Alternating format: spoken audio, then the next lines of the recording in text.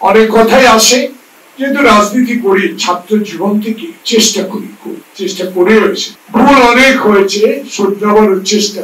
আজকে যে অকুত ভয় সাহস বাংলাদেশের ইতিহাস সৃষ্টি করেছে, যারা বিশ্বাস করতেন যে এই সরকার কোনদিনও নির্বাচন দিবে, অনেকেই সমালোচনা করছেন নির্বাচন কি করে হয়, পূর্ণ সংস্কার না হলে, পিআর পদ্ধতি চালু না হলে, গণভোটের মাধ্যমে নতুন সংবিধান প্রণয়ন না হলে এই নির্বাচন হতে পারে না, হইতে দেওয়া যায়।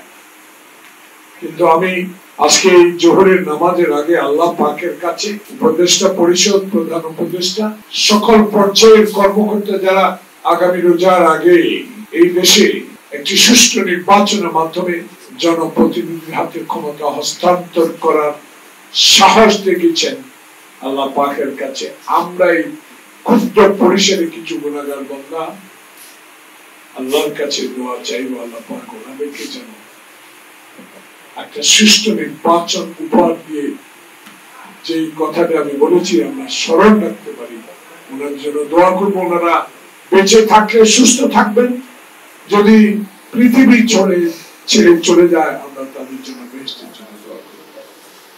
তো বন্ধুগণ, শেখ মুজিবকে আপনারা আমার চেয়ে বেশি চেনেন, আমারও বয়স কম হয়। আমি একটি প্রতিষ্ঠানের ছাত্র রাজনীতি শুরু করি। আমি গ্রামে লেখাপড়া করেছি, গ্রাম্য শহর লেখাপড়া করেছি, জেলায় লেখাপড়া করেছি, বৃহত্তম কলেজগুলোতে লেখাপড়া করেছি। সেসব স্কুল কলেজগুলোতে ছাত্র প্রতিনিধি নির্বাচিত হওয়ার সৌভাগ্য আমার হয়েছে, যেটা আমার বাবাও ছিলেন শিক্ষক। কোনদিন রাজনীতি ক্ষেত্রে বাধা পাই না পরিবার। বাবা কিছুটা লেখাপড়ার কথা বলতেন, কিন্তু মা বলতেন লেখাপড়ার ফাঁকে ফাঁকে দেশের মানুষের জন্য কিছু করলেই তো তার নামটা লেখা থাকবে। আমি নিজকে নিয়ে একটু কথা এই জন্য বলতে চাচ্ছি, বুঝাবার চেষ্টা করি আগামী যারা বাংলাদেশে রাজনীতির জন্য প্রস্তুত হচ্ছেন, যাদেরকে নিয়ে অনেক কথা হচ্ছে, যাদের চরিত্র হনন করা হচ্ছে, যাদেরকে চাঁদাবাজ হিসাবে বলা হচ্ছে, তাদেরকে এই কথাগুলো বলা আমার প্রয়োজন। সেদিন আমার মা সবচেয়ে বেশি উৎসাহিত করতেন আমাকে। প্রিয় বন্ধুরা, আমার বন্ধুর আমরা একসাথে যুদ্ধের মাঠে ছিলাম, একসাথে যুদ্ধের ট্রেনিং নিয়েছি। আমার মার কথা সবচেয়ে বেশি।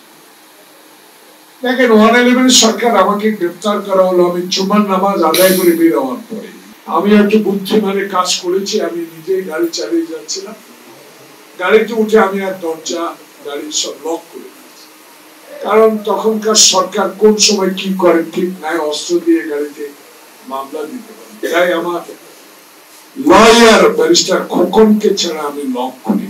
যে মা আমার গ্রেফতারের কথা শুনে যে অসুস্থ হলেন, আমি 2 বছর কারাগারে ছিলাম। 2008 সালের 1 জানুয়ারি 5:40 আমি ঢাকা কারাগারে আমার মা ইন্তেকাল করলেন।